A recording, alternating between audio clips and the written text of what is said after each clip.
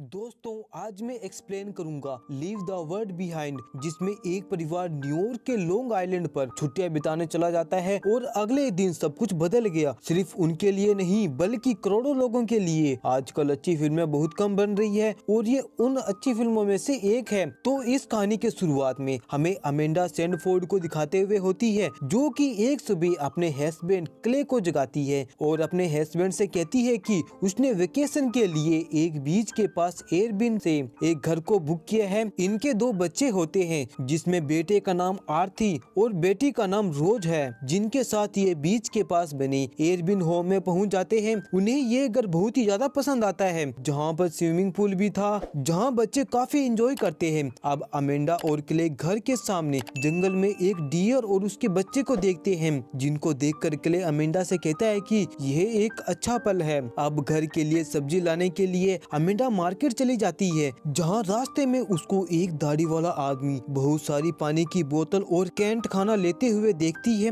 जो अमेंडा को काफी अजीब लगता है। वो उसे इग्नोर करके अपना घर का सामान लेकर वापस आ जाती है। अब वो सभी बीच पर चले जाते हैं और एंजॉय करते हैं। वहाँ तभी एक बहुत बड़ी ऑयल शिप जो लगातार किनारे की तरफ बढ़ती जा रही थी, जिसको देखकर सभी लोग घबरा जाते हैं और उस शिप से बचकर दूर भागने लगते हैं, क्योंकि अगर उसके सामने कोई आता तो उसका काम तमाम हो जाता। अब वो वहाँ मौजूद सभी लोग घर की तरफ जाने लगते हैं, जहाँ बीच पर काम करने वाले एक वर्कर से क्ले उस शिप के बारे में पूछता है, जिस पर वो वर्कर बताता है कि सुबह से ऐसे ही और 3 शिपों के साथ में हो चुका है, शायद कोई तकनीकी प्रॉब्लम के कारण हुआ होगा। इसके बाद वो घर पर आ जाते हैं, जहाँ पर वो बच्चों को सुलाकर क्ले और अमेंडा आपस में बातें करने लगते हैं। तभी दरवाजे पर कोई आ जाता है। वो दरवाजे को खोलते हैं तो वहाँ जॉर्ज और उसकी बेटी रूथ थी, जहाँ जॉर्ज बताता है कि ये घर उनका है और उसने ही अमेंडा से मेस के जरिए बात की थी इस घर को रेंट पर देने के लिए। ये दोनों एक प्रोग्राम में गए हुए थे, जहाँ से वापस आते हुए उनको ये पता चला कि शहर की पूरी बिजली चली गई है। वो लोग बिल्डिंग की 4th फ्लोर पर रहते हैं, तो वो लोग घर तक नहीं जा सकते थे। साथ ही ट्रैफिक भी बहुत ज्यादा था, तो उन्होंने सोचा कि वो आज रात यहाँ पर रेस्ट करना चाहते हैं। यहाँ क्ले उनको रहने की परमिशन दे देता है, जहाँ जॉर्ज क्ले को आधे पैसे वापस कर देता है जो उसने लो क्लोजर से निकाला था, और वहाँ पर हम उसकी सेफ्टी गन को भी देख पाते हैं। अब अमेंडा क्ले को अकेले में ले जाकर समझाती है कि वो लोग बेसमेंट में रहने को बोल रहे हैं और बच्चों के रूम भी ऊपर है, तो कुछ भी हो सकता है। जिस पर क्ले बोलता है कि जॉर्ज के पास घर की चाबियां थी, तो शक किस बात की। अमेंडा कहती है वो घर का केयरटेकर भी हो सकता है, तो उसे उन दोनों पर ट्रस्ट नहीं हो रहा। क्ले बोलता है कि वो जाकर उससे बात करेगा, अगर उसे कुछ भी अजीब महसूस होता है तो उनको वो यहाँ से जाने को बोल देगा। अब वो दोनों ही नीचे आ जाते हैं और जॉर्ज से बात करने लगते हैं, जहाँ अमेंडा उससे कुछ सवाल जवाब करती है कि उसने ये घर कब लिया और शहर में उसका एड्रेस क्या है, जिसका जवाब वो अच्छे से दे देता है, एस वो यहाँ का मालिक था। जब अमेंडा उसकी आईडी मांगती है तो वो ये कहता है कि जिस प्रोग्राम में वो गए थे उसी दौरान उसने अपना कोट उतार दिया और जल्दबाजी के चक्कर में वो वहीं पर भूल गए और उसी के अंदर उसकी आईडी रह गई। साथ ही अमेंडा और क्ले जब से यहाँ पर आए हैं तब से वाईफाई सिग्नल भी नहीं आ रहा, साथ ही उनकी फोन के सर्वर भी डाउन है और इंटरनेट भी एक्सेस नहीं हो रहा। यहाँ जॉर्ज अपनी वाइफ के बारे में बताता है कि वो एक आर्ट डीलर है जो अपने काम से मोरक्को गई है, जो कि कल आ जाएगी। वहीं रूथ टीवी ऑन करती है तो उस पर इमरजेंसी अलर्ट बताया जा रहा था, मतलब इस शहर में इमरजेंसी लगी हुई है, जिसका कारण कुछ भी हो सकता है। अब क्ले उन्हें आज रात यहीं रुकने को बोल देता है। अब रूथ और जॉर्ज बेसमेंट में चले जाते हैं, जहां रूथ ये कहती है कि उन्हें सैंडफोर्ड फैमिली को यहाँ से निकालना होगा, जिस पर जॉर्ज कहता है कि उन्हें डरा कर यहाँ से नहीं निकाल सकते, उन्हें यकीन दिलाना होगा कि सब कुछ ठीक हो जाएगा। जिस पर वो पूछती है सब कुछ तो हो जाएगा या फिर और कुछ भी पता चला है। जॉर्ज कहता है फिलहाल जब तक आगे चीजें पता नहीं चले वो कुछ भी नहीं कहना चाहता। अब हम अमेंडा और क्ले को देखते हैं, जहां अमेंडा काफी ज्यादा परेशान थी। वो कहती है उन लोगों की फोटो भी यहाँ पर नहीं है, जिस पर क्ले कहता है वो परेशान ना हो, फिर वो सो जाते हैं। अब हम टीवी स्क्रीन को देख पाते हैं, जिस पर न्यूज अलर्ट था कि पूरी कंट्री के अंदर साइबर अटैक हो चुका है। तभी टीवी भी ब्लैकआउट हो जाता है। अब अगले दिन रोज अमेंडा को जगाती है और उसे कहती है कि वाईफाई नेटवर्क डाउन हो गया है। अब तक टीवी सिग्नल भी जा चुका था और यहीं से इस मूवी की पार्ट 2 शुरू होती है। अब अमेंडा रोज को बाहर खेलने के लिए भेज देती है और अपना फोन संभालती है तो उस पर भी बहुत सारे न्यूज अलर्ट आ चुके थे। सब जगह ब्लैकआउट हुआ है जिसके पीछे हैकर्स का हाथ है। एक और अलर्ट था लेकिन वो स्पेशल कैरेक्टर में था जो उसको समझ में नहीं आता। अब वो नीचे आती है, वहीं रोज घर के बाहर बहुत सारे डियर को देखती है जो उसे काफी अजीब लगता है। वहीं क्ले अब शहर की तरफ निकल जाता है जहाँ उसे न्यूज और जानकारी मिल सकती थी आखिर हुआ क्या है। वहीं इसी बीच रुथ अमेंडा से बात करती है जहाँ अमेंडा उसे बताती है कि न्यूज अलर्ट में ये सब हैकर्स का काम बताया गया है, जिस पर वो कहती है कि ये सब कोई पावर प्लांट में घुसकर ही कर सकता है और पहले ही ऐसा कई बार हो चुका है जिससे एक बहुत बड़ा हादसा होने वाला था। तभी जॉर्ज भी वहाँ पर आ जाता है जो उनसे बात करता है और कहता है कि सालों पहले आई लव यू बग लोगों को ईमेल में मिला था जो मेल से अटैचमेंट था जिसे क्लिक करते ही वो आगे पूरी कॉन्टेक्ट लिस्ट फॉरवर्ड हो जाती है। जब इस चीज की तहकीकात की गई तब पता चला कि ये बिली फीस की 2 बच्चों की कारस्तानी थी। अब वो अपने नेबर के यहाँ पर जा रहे हैं जो यहाँ से थोड़ी ही दूर बीच के पास रहते हैं जहाँ उसे शायद कुछ जानकारी मिल सकती है। वहीं रोज अपने भाई आरती से कहता है कि उसने आज बहुत सारे डियर्स को देखा, ऐसा लग रहा था कि वो उन्हें कुछ बताना चाह रहे हैं लेकिन इन सब पर आरती ध्यान नहीं देता। अब वो घूमते हुए जंगल में चले जाते हैं जहाँ उनको एक केबिन मिलता है जिसे देख लगता है कि वहाँ कोई रहता हो। यहाँ आरती रोज को डराने के लिए कहता है कि शायद ये पर्सन उन पर रोज नजर रख रहा होगा। हम यहाँ ये भी नोटिस करते हैं कि आरती को कोई बग भी काट लेता है। वहीं जॉर्ज जिससे रुथ बात करती है कि पता नहीं उसकी माँ कैसी होगी, वो यहाँ पर आ पाएगी या फिर नहीं, जिस पर वो कहता है कि वो आ जाएगी बेटा, चिंता मत करो। वहीं हमें क्ले को दिखाया जाता है जिसका जीपीएस काम नहीं करता जिस कारण वो भटक जाता है। तभी उसको वहाँ एक स्पेनिश लेडी मिलती है जो बहुत ज्यादा डरी हुई थी। वो उससे मदद मांगती है लेकिन उसकी बात को नहीं समझ पाता। फिर वो वहाँ से आगे चला जाता है। तभी उसे एक ड्रोन दिखाई देता है जो बहुत सारे कार्ड्स को गिरा रहा था जिस पर अरबी भाषा में कुछ लिखा हुआ था और उस पर सांप भी बना हुआ था। अब वहीं हम जॉर्ज को देखते हैं जो अपने नेबर के घर पर आ जाता है जहाँ पर तोड़ फोड़ और तबाही मची हुई थी। साथ ही वहाँ पर कोई भी नहीं था, साथ ही घर के अंदर तक पानी भरा हुआ था बल्कि बीच वहाँ से बहुत दूर पे था। अब वो अपने दोस्त का सैटेलाइट फोन निकालता है लेकिन वो भी काम नहीं करता। अब वो बीच तक जाता है जहाँ पर वो बहुत सारे लोगों को देखता है जिनकी बॉडी पार्ट्स वहाँ पर पड़े हुए थे। ये बॉडी पार्ट पैसेंजर्स और कैप्टन के थे जिनकी बॉडी के चिथड़े हो चुके थे। साथ ही वहाँ पर और भी क्रैश प्लेन थे। तभी उसकी तरफ एक प्लेन आता है, वो वहाँ से अपनी जान बचाने के लिए भागता है और एक घर में छिप जाता है। प्लेन क्रैश होते ही उस घर में पानी आ जाता है। अब हमें समझ आता है कि उस घर में पानी कैसे घुसा। खैर अब वो घर पर आ जाता है। वो ये सब रुथ को नहीं बताना चाहता था। वो अमेंडा से बात करने लगता है। उसे पहले से ये सब कुछ पता चल गया था। वो जिस फील्ड में काम करता है उसके अंदर उसे ऐसे ही पैटर्न को एनालाइज करना पड़ता है, ऐसी चीजों को रीड करना सीखना पड़ता है जिनसे दुनिया चलती है। जॉर्ज ये भी कहता है कि वो अपने नेबर के घर भी गया था उसका सैटेलाइट फोन लेने के लिए लेकिन वो सैटेलाइट फोन भी नहीं काम किया। अमेंडा कहती है सैटेलाइट हैक होना बहुत बड़ी बात है,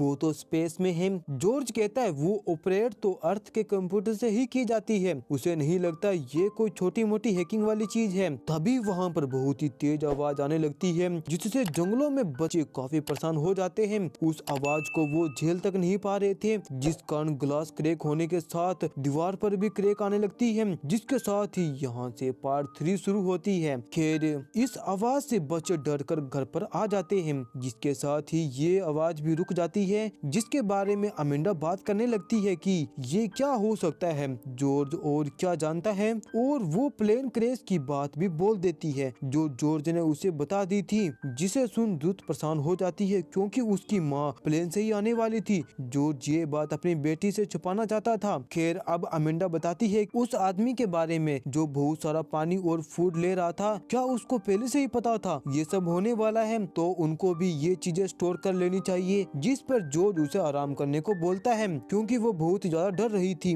और वो आदमी यहाँ पर ऐसे ही शॉपिंग किया करता था, वो उस पर ज्यादा ध्यान ना दे। और अब तक क्ले भी वहाँ आ जाता है जो उन सब को वो कार दिखाता है लेकिन उनको कुछ भी समझ में नहीं आता। लेकिन आर्थी एक लाइन को समझ आता है जो थी डेथ ऑफ अमेरिका। अब सैंडफोर्ड फैमिली बहुत ही ज्यादा परेशान हो जाती है। उन्हें लगता है कि इस देश पर हमला हुआ होगा। वो लोग यहाँ से जाने लगता है, जिन्हें जॉर्ज रोकने की कोशिश करता है, लेकिन वो लोग उसकी बात ना सुनते हुए वहाँ से निकल जाते हैं। अब रूथ काफी परेशान हो जाती है और कहती है कि उसकी माँ अब नहीं बची होगी, जिस पर जॉर्ज कहता है वो ठीक होगी, वो किसी और प्लेन में बैठी होगी। खैर अब सैंडफोर्ड फैमिली आगे जाती है तो उन्हें रास्ते में ढेर सारी टेस्ला कार दिखाई देती है जो कि क्रैश हो रही थी, और ये कार ऑटो पायलट पर अपने आप ही चल रही थी और एक के बाद एक कार आकर क्रैश हो रही थी, जिससे बचकर वो लोग वापस चले आते हैं। और अब हम भयानक नजारा देखते हैं जो दूर दूर तक हजारों क्रैश हुई कार और तबाही मची हुई थी।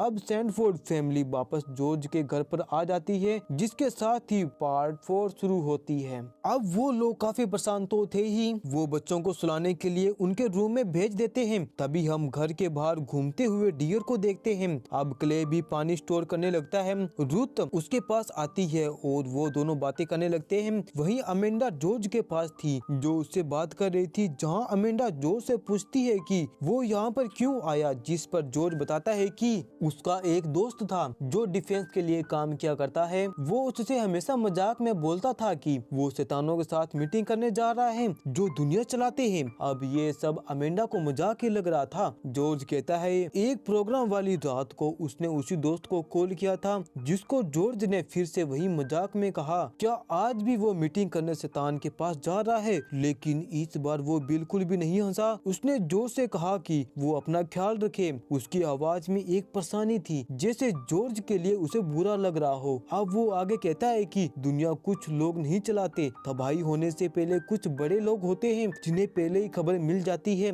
और अभी वही हो रहा है। जिसको सुनकर अमेंडा परेशान हो जाती है। अब जॉर्ज उसे रिलैक्स करने की कोशिश करता है। वो दोनों यहाँ पर हग भी करते हैं। यहाँ पर वो इंटीमेट होने वाले थे, लेकिन अपने अपने पार्टनर के बारे में सोचकर वो ऐसा नहीं करते। यहाँ पर जॉर्ज अपने वाइफ को याद करते करते रोने लगता है और कहता है कि अब वो नहीं रही होगी, अब उसकी बेटी ही सहारा है जिसके बिना वो नहीं जी पाएगा। जिस पर अमेंडा उसे हिम्मत देती है। वहीं क्ले और रुथ बात कर रहे थे, जहाँ वो उसे ऑयल शिप के बारे में बताता है और कहता है कि वो अंडर अटैक हो तो बिना ऑयल के वो बहुत ही मुश्किल में आ जाएंगे। मतलब कि वो कहना चाहता था कि जाकर ऑयल लेकर आए। खैर फिर से वही तेज आवाज सुनाई देती है जो थोड़ी देर बाद अपने आप ही बंद हो जाती है। अब क्ले और रुथ बाहर के पुल में फ्लेमिंगोस को देखते हैं जो कि इस इलाके में कहीं भी नहीं दिखाई देते। तभी फिर से आवाज होती है, जिस कारण वो फ्लेमिंगोस फिर से उड़कर चले जाते हैं। इसके बाद में सभी लोग सोने चले जाते हैं और सैंडफोर्ड फैमिली साथ ही सो रही थी, जहाँ पर रोज अमांडा को कहानी सुनाती है जिसके अंदर एक आदमी को बचाने के लिए गॉड अलग अलग तरीके से मदद भेजते हैं, लेकिन वो आदमी इसके बारे में नहीं समझ पाता। वो कहती है कि वो भी अब इंतजार नहीं करेगी, उन्हें खुद को बचाने के लिए कुछ ना कुछ करना होगा। वहीं रूथ जॉर्ज से बात कर रही होती है और कहती है कि अगर हालात खराब हुए तो वो लोग उस फैमिली पर यकीन नहीं कर सकते, जिस पर वो कहता है कि वो रूथ को प्रोटेक्ट करके ही रहेगा। खैर अब अगले दिन अमेंडा जागती है तो उसकी बेटी रोज गायब थी और आरजी के दांत खुद पे खुद एक के बाद एक झड़ने लगते हैं, जिससे सभी लोग परेशान हो जाते हैं। और यहाँ से स्टार्ट होती है पार्ट 5 द लास्ट वन। यहाँ पर किसी को भी समझ में नहीं आ रहा था कि हो क्या रहा है। ऊपर से रोज भी गायब हो चुकी थी। अब उसके पिता क्ले रोज को ढूंढने गया हुआ था जो कि उसे कहीं पर भी नहीं मिल रही थी। और यहाँ आरती की भी तबीयत खराब होती जा रही थी, जिस पर जॉर्ज ये सजेस्ट करता है कि उन्हें डेनी के पास जाना चाहिए, जो अक्सर ऐसी कंडीशन के लिए तैयार रहता है, तो उसके पास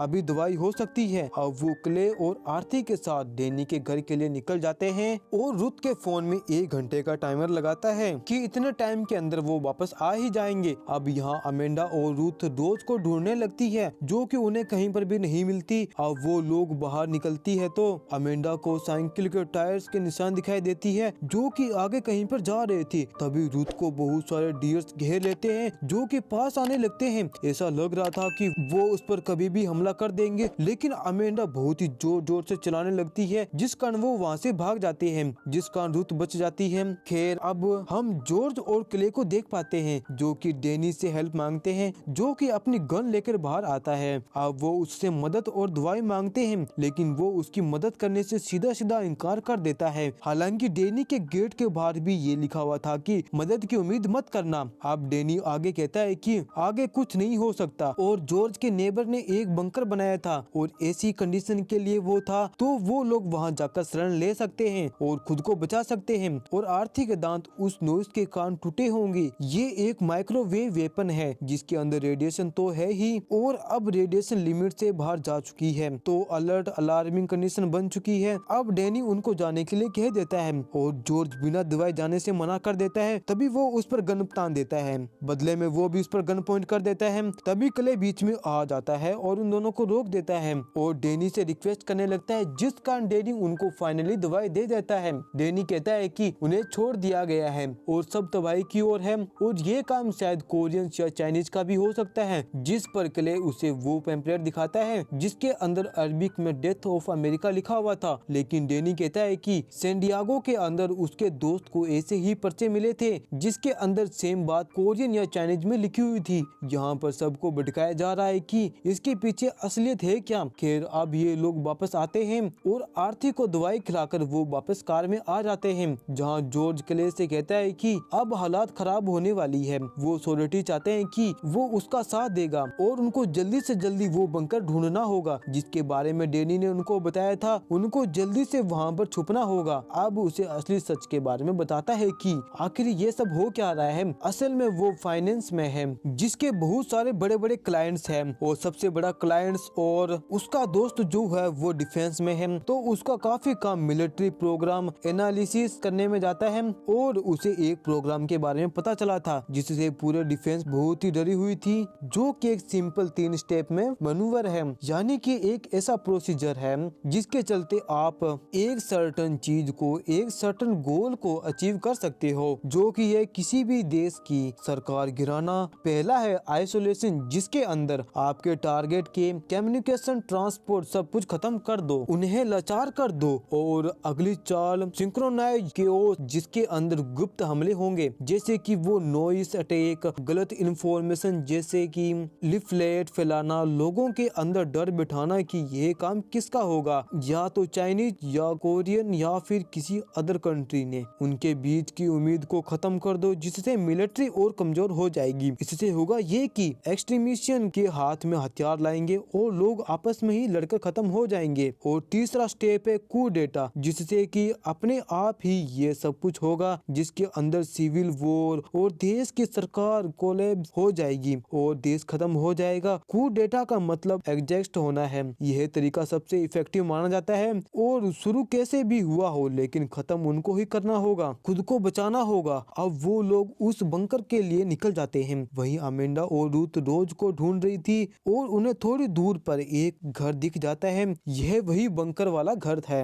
साथ ही शहर को भी देखती है जहाँ पर तबाही मची हुई थी, मार धाड़, खून खराबा, गोलियां चल रही थी। तभी हम रोज को देखते हैं जो उसी घर के अंदर थी। यहाँ पर उसे वो बंकर मिल जाता है जिसके अंदर रहने लायक पूरी फैसिलिटी है। वो यहाँ पर बहुत टाइम तक रह सकती है। यहाँ पर पानी है, कैंट्स है, बिजली है और टीवी भी है। वो यहाँ अपनी फेवरेट एपिसोड देखने लगती है। हम यहाँ समझ पाते हैं कि ये सारे के सारे लोग बंकर में आ जाएंगे, क्योंकि कहीं ना कहीं इन्हें पता चल गया था कि ये बंकर है कहाँ। और इसी के साथ ये मूवी यहीं पर समाप्त होती है। आपको ये मूवी कैसी लगी? अच्छी लगी तो वीडियो को लाइक, चैनल को सब्सक्राइब जरूर करें। जब तक मिलते हैं अगली वीडियो में, जब तक के लिए बाय बाय।